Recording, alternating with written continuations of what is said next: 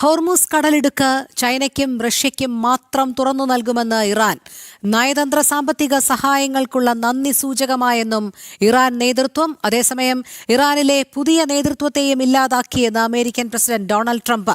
ഇറാനിലെ leadership council ആസ്ഥാനം ആക്രമിച്ചതിനു ശേഷമാണ് ട്രംപ് അവകാശവാദം ഉന്നയിച്ചത്. അമേരിക്കയും ഇസ്രായേലും വ്യോമാക്രമണം അവസാനിപ്പിച്ചില്ലെങ്കിൽ പശ്ചിമേഷ്യയിലെ എല്ലാ സാമ്പത്തിക കേന്ദ്രങ്ങളും ആക്രമിക്കുമെന്ന് ഇറാൻ IRGC ജനറൽ ഇബ്രാഹിം ജബ്ബാരി ഭീഷണി മുഴക്കി. കുവൈറ്റിലും ദുബായിലും വീണ്ടും ആക്രമണങ്ങളും നടക്കുകയാണ്. പ്രജിത്ത് മോഹനൻ ചേരുന്നു. പ്രജിത്ത്, ഈ അവസാന മണിക്കൂറുകളിൽ മാറിമറയുന്ന സംഭവ വികാസങ്ങളാണല്ലോ ഉണ്ടാകുന്നത്. ഹോർമൂസ് കടലിടുക്ക് ചൈനയ്ക്കും റഷ്യയ്ക്കും മാത്രം തുറന്നു നൽകും എന്നുള്ളത് ഇറാൻ വ്യക്തമാക്കുന്നു. അതോടൊപ്പം തന്നെ അമേരിക്കൻ പ്രസിഡന്റ് ഡൊണാൾഡ് ട്രംപിന്റെ വാദം എന്ന് പറയുന്നത് ഇറാനിലെ പുതിയ നേതൃത്വത്തെയും ഇല്ലാതാക്കിയെന്നാണ്. നമുക്ക് ലഭ്യമാകുന്ന ഏറ്റവും പുതിയ വിവരങ്ങൾ എന്തൊക്കെയാണ് ഇതുമായി ബന്ധപ്പെട്ട്? കടലിടുക്ക് അടച്ചതുമായി ബന്ധപ്പെട്ട വലിയ സാമ്പത്തിക പ്രതിസന്ധി ചൈന നേരിടുമെന്ന അവസ്ഥ വന്നപ്പോൾ ചൈന തന്നെയാണ് ഇറാന്റെ മുകളിൽ വലിയ സമ്മർദ്ദം ചെലുത്തുന്നത്. ഈ സമ്മർദ്ദം ചെലുത്തിയതിന്റെ അടിസ്ഥാനത്തിൽ കൂടിയാണ് ഇപ്പോൾ ഇറാൻ തങ്ങളുടെ നേരത്തെയുള്ള നിലപാടിൽ നിന്ന് പിന്നോട്ട് പോവുകയും ചൈനയ്ക്കും റഷ്യയ്ക്കും മാത്രമായി ഈ ഹോർമൂസ് കടലിടുക്കിലൂടെയുള്ള ഗതാഗതം പുനഃസ്ഥാപിക്കാൻ അനുമതി നൽകുമെന്നുള്ള ഒരു നിലപാട് സ്വീകരിച്ചിരിക്കുന്നത്. അതിൽ ഏറ്റവും പ്രധാനപ്പെട്ടത് അവർ ഇങ്ങനെ പറയുന്നത് ഇതുവരെ നൽകിയിട്ടുള്ള സാമ്പത്തികമായ സഹായത്തിനെയും അതോടൊപ്പം തന്നെ നയതന്ത്രപരമായിട്ടുള്ള പിന്തുണയുടെയും ഒക്കെ നന്ദി സൂചകമായിട്ടാണ് ഇത്തരം ഒരു നടപടി സ്വീകരിക്കുന്നത് എന്നുള്ളതാണ്. മറ്റൊരു കപ്പലുകൾക്കും മറ്റൊരു രാഷ്ട്രത്തിൻ്റെ കപ്പലിനും അതുവഴി കടന്നു പോകാൻ അനുമതി നൽകില്ല എന്നുള്ളൊരു നിലപാടും ഇപ്പോൾ ഇറാൻ സ്വീകരിക്കുന്നുണ്ട്. എന്തായാലും ഇതുവരെ ഈ ഹോർമൂസ് കടലിടുക്കുമായി ബന്ധപ്പെട്ട് ആദ്യമായിട്ടാണ് ഇത്തരം ഒരു മാറ്റം ഇറാൻ്റെ ഭാഗത്ത് നിന്നുണ്ടായിട്ടുള്ളത് എന്നുള്ളതാണ്. അതോടൊപ്പം തന്നെ മറ്റ് പ്രധാനപ്പെട്ട കാര്യങ്ങൾ GCC രാജ്യങ്ങളിലെ ആക്രമണം ഇറാൻ തുടരുകയാണ്. കുവൈറ്റിലും ബഹ്റിനിലും ദുബായിലുമൊക്കെ വീണ്ടും ആക്രമണങ്ങൾ നടക്കുന്നതായിട്ടുള്ള റിപ്പോർട്ടുകൾ ഇപ്പോൾ പുറത്തു വരുന്നുണ്ട്. ചിലയിടങ്ങളെങ്കിലും സൈറണുകൾ മുഴക്കുന്നു. UAE-യിലൊക്കെ ചില സൈറണുകൾ ചില മേഖലകളിലൊക്കെ മുഴക്കിയിട്ടുണ്ട് എന്നുള്ള വിവരങ്ങളും പുറത്തു വരുന്നുണ്ട്. ചിലതെങ്കിലും സ്ഥിരീകരിക്കാത്ത റിപ്പോർട്ടുകളുമാണ് രോഹിണി.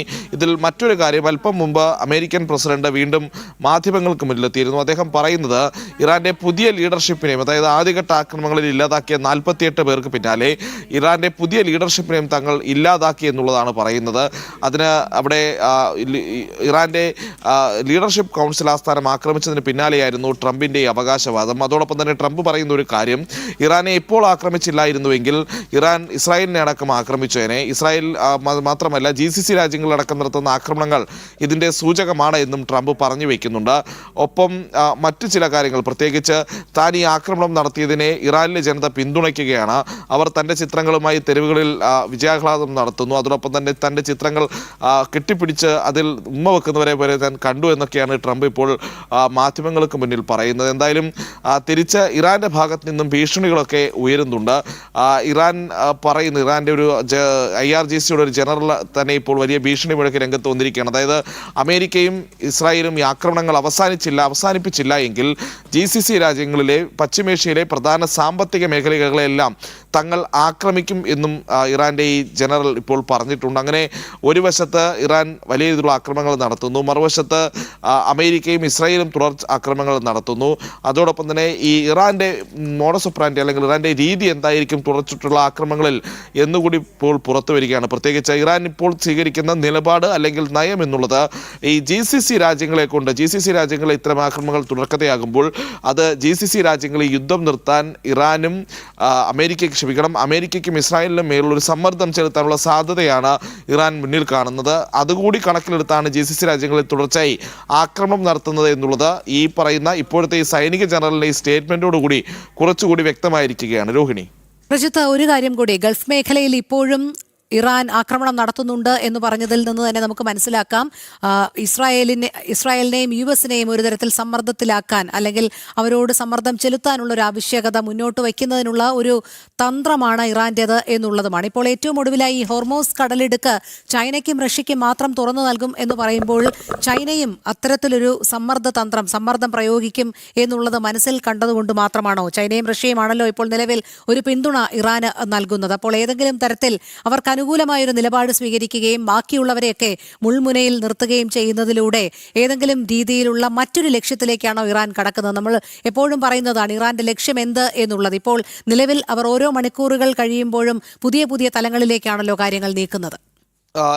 ഇറാൻ എപ്പോഴും പിന്തുണയുമായി രംഗത്തെത്തിയിട്ടുള്ള രാജ്യങ്ങളാണ് ചൈനയും റഷ്യയും എന്നുള്ളത്. അപ്പോൾ സ്വാഭാവികമായും ചൈന വലിയ സാമ്പത്തിക പ്രതിസന്ധി അനുഭവിക്കുന്ന ഒരു ഘട്ടത്തിലേക്ക് കാര്യങ്ങൾ പോകുന്നതിന് ഇറാൻ തങ്ങളുടെ പിടിവാശി അതിനൊരു കാരണമായി മാറരുത് എന്നുള്ളൊരു നിലപാടിലേക്ക് പോകുന്നതായി വേണമെങ്കിൽ നമുക്ക് വിലയിരുത്താം. കാരണം ചൈനയ്ക്ക് ഇനിയും ഹോർമൂസ് കടലിടുക്ക് അടച്ചിടുന്ന സാഹചര്യം ഉണ്ടായാൽ അവരുടെ വ്യാപാരത്തിൽ വലിയ പ്രതിസന്ധി ഉണ്ടാകും, എണ്ണ വിപണനവുമായി ബന്ധപ്പെട്ട് വലിയ പ്രതിസന്ധികളുണ്ടാകും. അപ്പോൾ സ്വാഭാവികമായും ഇപ്പോൾ ചൈനയ്ക്കും റഷ്യയ്ക്കും എന്ന പേരിൽ ഈ രണ്ട് രാജ്യങ്ങൾക്ക് മാത്രമായി ഈ കടലിടുക്ക് തുറന്നു നൽകുമ്പോൾ ചൈനയുടെ എണ്ണക്കപ്പലുകൾക്ക് ഇറാനിലെത്തുകയും അവിടെ നിന്ന് ഇന്ധനവുമായി തിരിച്ചു പോകാനും കഴിയുമെന്നുള്ളതാണ് ഇതിൽ ചൈനയെ സംബന്ധിച്ചിടത്തോളം ഏറ്റവും പ്രധാനപ്പെട്ട കാര്യം.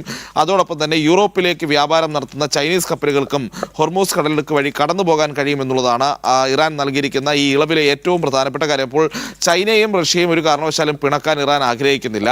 ലോകം മുഴുവൻ, അതായത് GCC രാജ്യങ്ങൾ പോലും തങ്ങൾക്കെതിരായി നിൽക്കുമ്പോൾ മുസ്ലിം ബ്രദർഹുഡിലെ പ്രധാനപ്പെട്ട രാജ്യങ്ങളെല്ലാം തങ്ങൾക്കെതിരായി നിൽക്കുന്ന സമയത്ത് ചൈനയുടെയും റഷ്യയുടെയും പിന്തുണ അതൊരിക്കൽ കൂടി ഉറപ്പിക്കുകയാണ് ഇറാൻ ചെയ്യുന്നത് എന്നുള്ളതാണ്. ഇനി മറ്റൊരു പ്രധാനപ്പെട്ട കാര്യം, ഈ സമ്മർദ്ദം ചെലുത്തുക എന്നുള്ളത് ഇറാൻ ഒരു ലക്ഷ്യമായി കാണുന്നുണ്ട്. കാരണം GCC രാജ്യങ്ങൾ സമ്മർദ്ദം ചെലുത്തിയാൽ ഒരുപക്ഷെ അമേരിക്കയും ഇസ്രായേലും ഈ യുദ്ധത്തിൽ നിന്ന് പിന്മാറും എന്നുള്ളൊരു ചിന്ത ഇറാനുണ്ട്. അതിൻ്റെ അടിസ്ഥാനത്തിൽ കൂടിയാണ് ഇപ്പോൾ ഏറ്റവും പുതിയതായി വീണ്ടും പറയുന്നത് ഇനിയും അമേരിക്കയും ഇസ്രായേലും തങ്ങളെ ആക്രമിക്കുകയാണ്, തങ്ങൾ ഈ പശ്ചിമേഷ്യയിലെ പ്രത്യേകിച്ച് GCC രാജ്യങ്ങളിലെ സാമ്പത്തിക മേഖലകൾ ആക്രമിക്കുമെന്നുള്ളത്. അപ്പോൾ സ്വാഭാവികമായും ആക്രമണങ്ങൾ പെരുകുമ്പോൾ ഈ യുദ്ധം അവസാനിപ്പിക്കാൻ GCC രാജ്യങ്ങൾ ഒരു സമ്മർദ്ദം ഇസ്രായേലിൻ്റെയും അമേരിക്കയുടെ മേൽ ചെലുത്തണമെന്നും ഇറാൻ ആഗ്രഹിക്കുന്നുണ്ട്. പക്ഷേ ഇത് തിരിഞ്ഞു കൊത്താനുള്ള സാധ്യത തന്നെയാണ് ഈ ഘട്ടത്തിൽ കാണുന്നതെന്ന് പറയാതിരിക്കാൻ വയ്യ. കാരണം ഇപ്പോൾ ഏറ്റവും പുതിയതായി ഇസ്രായേലി ചാനലായിട്ടുള്ള ചാനൽ 12 ഒരു റിപ്പോർട്ട് പ്രകാരം UAE ഏത് നിമിഷവും ഇറാൻ്റെ ചില കേന്ദ്രങ്ങൾ ആക്രമിച്ചേക്കാം